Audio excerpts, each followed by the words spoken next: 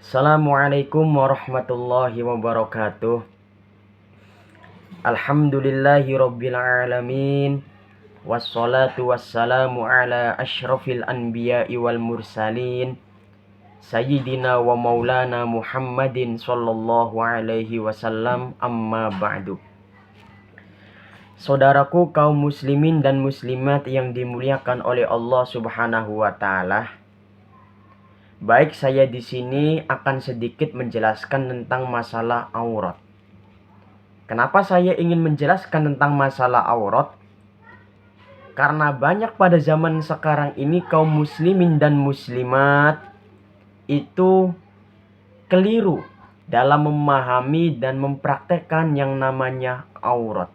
Padahal yang namanya aurat itu adalah sesuatu yang wajib bagi kita untuk kita praktekkan dan benar tentunya.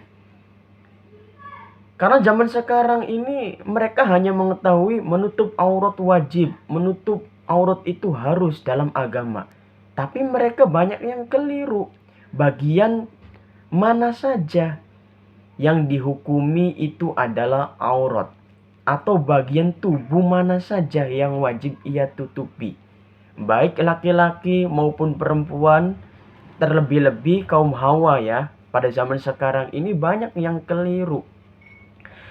Anggota mana saja yang termasuk aurat sehingga ia wajib tutupi. Oleh karena itu, dengan adanya video ini, mudah-mudahan saya berharap siapa saja yang menonton video ini agar bisa memahami tentang masalah aurat. Baik itu auratnya laki-laki maupun perempuan. Baik itu di dalam sholat maupun di luar sholat. Karena nanti ada perbedaan antara aurat di dalam sholat maupun di luar sholat. Baik, langsung saja. Untuk mempersingkat waktu, saya akan menjelaskan tentang masalah aurat. Di sini saya memegang kitab Safinatun Najah beserta syarihnya, yaitu Kashifatus Sajah. Kalau Safinatun Najah itu karangannya Asy-Syaikh Al-Alim Al-Fadil Salim bin Abdillah bin Sa'ad bin Samir Al-Hadrami. Itu kitab Safinatun Najah. Ada juga kitab Kashifatus Sajah. Kalau kitab Kashifatus Sajah itu syarah dari kitab Safinatun Najah, yaitu karangannya Asy-Syaikh Al-Imam Muhammad Nawawi Al-Jawi Al-Bantani, yaitu ulama Nusantara, ulama asli Indonesia, Imam Nawawi Banten. Di sini saya kutip dalam kitab Safinatun Najahnya terlebih dahulu ya. Saya akan membacakan redaksinya. Al-auratu arbaun. Yang namanya aurat itu ada 4. Yang pertama, auratur rojuli mutlakon. Auratnya laki-laki itu secara mutlak. Loh, maksudnya apa secara mutlak? Nah, kita lihat dalam syarihnya. Sawa'un fis sholati aw khorijiha ma baina surrati war rukbati.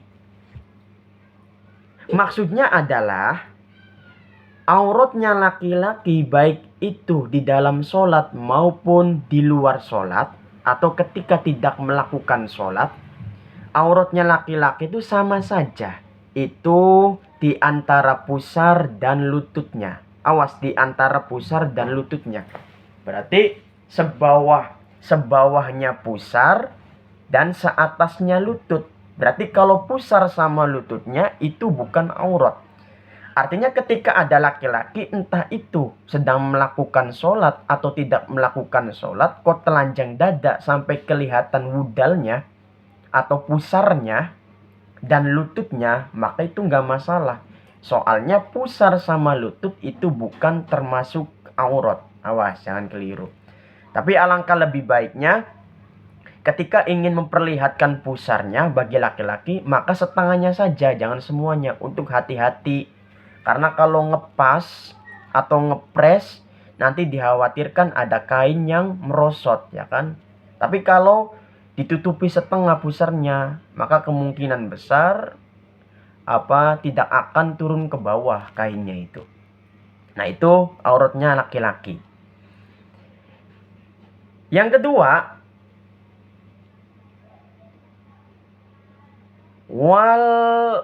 wal amati fi sholati ma baina surrati warukbati. Ini masih nomor yang pertama, maaf. Ini masih aurat yang pertama, pembagian yang pertama. Auratnya budak perempuan. Kenapa di sini membahas tentang budak perempuan? Karena pada zaman dulu itu masih ada yang namanya budak perempuan. Antara budak perempuan sama perempuan yang sudah merdeka itu beda dalam masalah aurat. Karena yang namanya budak ya pasti ada keringanan, ada rukhsah. Nah, bedanya apa? Kalau budak perempuan di dalam sholat itu sama seperti laki-laki, ma baina surra wa rukbah, di antara pusar dan lutut. Nah, berarti pusar ke atas sama lutut ke bawah bagi budak perempuan itu bukan aurat. Jadi maaf, misalkan dulu ya ada budak yang sholat kelihatan dadanya misalkan, maka sah-sah saja karena itu bukan termasuk aurat. Nah, itu di dalam sholat. Tapi beda lagi kalau di luar sholat. Budak perempuan di luar sholat nanti akan disamakan dengan perempuan yang sudah merdeka auratnya. Nah, saya akan menjelaskan. Yang kedua, wa auratul hurrati. Adapun auratnya perempuan yang merdeka fi sholati, di dalam sholat, jami'u badaniha masih wal wajhi wal kaffaini. Adapun auratnya perempuan yang sudah merdeka atau perempuan yang merdeka di dalam sholat itu adalah semua anggota tubuhnya kecuali wajah dan telapak tangannya. Nah, jadi ini yang harus kita pahami ini. Auratnya perempuan yang merdeka, zaman sekarang sudah nggak ada budak lagi. Berarti semua umat muslim pada zaman sekarang itu hukumnya merdeka. Ketika di dalam sholat, anggota tubuh yang bukan aurat itu adalah telapak tangan dan wajah. Artinya perempuan ketika sholat memperlihatkan telapak tangan dan wajahnya, maka itu nggak masalah karena itu bukan aurat. Selain telapak tangan dan wajah, maka ini yang harus ditutupi bagi perempuan. Awas, hati-hati. Nah, yang jadi problem itu batasannya mana? Batasan telapak tangan yang boleh enggak ditutupi dan harus ditutupi itu mana? Dan batasan wajah yang boleh dilihat dan tidak boleh dilihat atau ditutupi, yang wajib ditutupi itu mana? Nah, ada keterangannya dalam syarihnya. Telapak tangan, yang namanya telapak tangan, berarti batasan telapak tangan itu adalah pergelangan tangan. Artinya kalau sudah masuk pergelangan tangan, ini sudah masuk aurat. Nah, berarti yang bukan aurat ini dari pergelangan tangan ke sini. Nah, ini maka nggak masalah. Tapi nanti ketika perempuan sholat, alangkah lebih baiknya dimajukan kainnya. Karena untuk hati-hati, sekali lagi jangan sampai ngepres, jangan sampai ngepas. Dikhawatirkan nanti akan melorot kainnya. Nah, jadi diajukan. Zaman sekarang kan sudah enak, sudah ada mukena yang ada talinya di sini ya kan, ada talinya. Nah, sehingga bagian sini tertutupi. Nah, jangan sampai ngepas banget. Nah, baik telapak tangan ini baik bagian batin maupun bagian zahir. Nah, ini namanya bagian zahir, ini namanya bagian batin. Ini bukan aurat. Sehingga yang seperti ini nih kelihatan itu nggak masalah. Hukum sholatnya sah bagi perempuan. Karena saya sering sekali menemukan orang padahal ia belajarnya kitab Safinatun Najah, ada yang kitab Fathul Qorib, itu salah dalam memahami telapak tangan. Banyak yang beranggapan telapak tangan itu maksudnya yang bagian ini harus ditutupi. ada juga yang mengatakan yang bagian zahir ini wajib ditutupi. Tapi saya akan mengklarifikasi atau saya ingin menjelaskan bahwasanya baik bagian batin maupun zahir itu bukan aurat. Sehingga ketika ada perempuan yang memperlihatkan telapak tangan baik itu bagian zahir maupun batin, maka tidak jadi masalah. Nah, sedangkan bagian wajahnya itu kita harus tahu dulu bagian wajah yang termasuk aurat, bagian wajah itu mana saja sih? Nah, mulai dari tumbuhnya rambut, panjangnya dulu ya, mulai dari tumbuhnya rambut sampai ke dagu, sampai ke dua rahang. Nah, segini. Lebarnya berarti dari sini, dari telinga ke telinga lagi. Nah, ini lebarnya. Tapi sekali lagi saya tekankan, jangan sampai ngepas. Nah, apalagi yang mukenanya sampai kelihatan bawah dagunya. Nah, itu nggak sah, awas. Auratnya kelihatan. Jadi, alangkah lebih baiknya nanti ketika memasang mukena, ini kain mukenanya ini sampai menutupi sini. Nih, sampai menutupi. Nah, sampai menutupi. Untuk ihtiyat, hati-hati. Ini juga sama. Nah, ini juga sama. Jangan sampai ngepas sini. Harus tutupi sini. Yang penting keningnya jangan sampai tertutup. Karena syaratnya sujud itu jabhah atau keningnya atau dahi itu harus terbuka. Nggak boleh tertutup ini. Nggak boleh tertutup. Harus terbuka. Baik perempuan maupun laki-laki yang namanya dahi itu wajib maksyufah. Maksyufah itu terbuka. Nggak boleh tertutup. Jadi sehingga kalau misalkan ada laki-laki pakai kopiah begini, sehingga kalau sujud itu tertutup dahinya, maka nggak sah sholatnya. Perempuan juga sama, jadi harus hati-hati. Jadi jangan ngepres banget, ya segini, ininya ya segini. Nah, jangan ngepres banget, apalagi sampai turun ke dagu, maka itu nggak sah.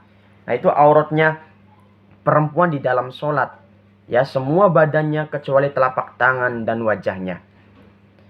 Wa auratul hurrati wal amati indal ajani bi jami'ul badani. Yang keempat, auratnya perempuan, baik itu perempuan yang merdeka maupun budak, ketika bersanding dengan laki-laki yang lain, itu auratnya adalah jami'ul badan, seluruh tubuhnya. Nah, berarti orang-orang yang bercadar itu aslinya mazhab Syafi'i beneran itu. Orang-orang yang memegang teguh mazhab Imam Syafi'i. Orang-orang yang mempraktekkan mazhab Imam Syafi'i. Nah, di Indonesia itu kebanyakan kalau perempuan yang memakai cadar, kesannya teroris dan lain sebagainya. Padahal orang-orang yang bercadar itu aslinya mereka yang berpegang teguh dalam mazhab Imam Syafi'i. Karena dalam mazhab Imam Syafi'i, sekali lagi, ini tadi saya bacakan, auratnya perempuan, entah itu perempuan yang merdeka maupun budak, itu seluruh badannya ketika disandingkan dengan laki-laki yang bukan mahramnya. Tapi beda lagi kalau perempuan ketika bersandingan atau bertemu atau berhadapan dengan laki-laki mahram, maka hukum auratnya beda lagi. Nah, ini yang keempat. Wa inda maharimihima wan nisa'i ma baina surrati warrukbati. Nah, adapun auratnya perempuan, baik itu perempuan yang merdeka dan perempuan budak, ketika disanding laki-laki yang mahram.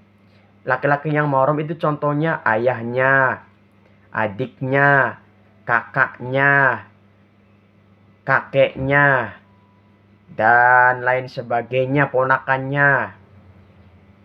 Nah, begitu pula ketika bersandingan dengan perempuan yang lain.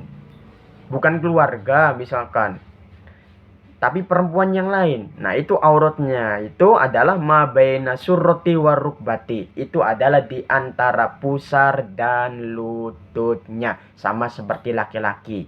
Jadi tak ulangi lagi, kalau perempuan, entah itu perempuan yang merdeka maupun perempuan budak, ketika disanding laki-laki yang bukan mahram atau ajnabi, ketika disanding laki-laki yang mahram seperti kakaknya, bapaknya, dan lain sebagainya, dan disanding perempuan yang lain, auratnya itu ma baina surrati wa rukbati, di antara pusar dan lutut. Artinya, ketika ada perempuan disanding ayahnya kok telanjang dada, maka itu nggak masalah.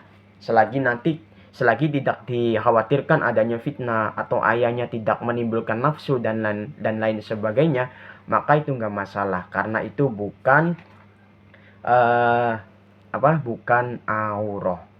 Nah, ini penjelasan secara global. Nanti kalau misalkan secara perincinya misalkan belum paham dan lain sebagainya, nanti bisa tanya-tanya lewat komentar atau bisa chat pribadi ke WA saya. Mungkin itu saja yang bisa saya sampaikan. Mudah-mudahan adanya pembahasan ini bisa bermanfaat dan bisa mudah dimengerti. Sekian dari saya. Wala afu minkum. Assalamualaikum warahmatullahi wabarakatuh.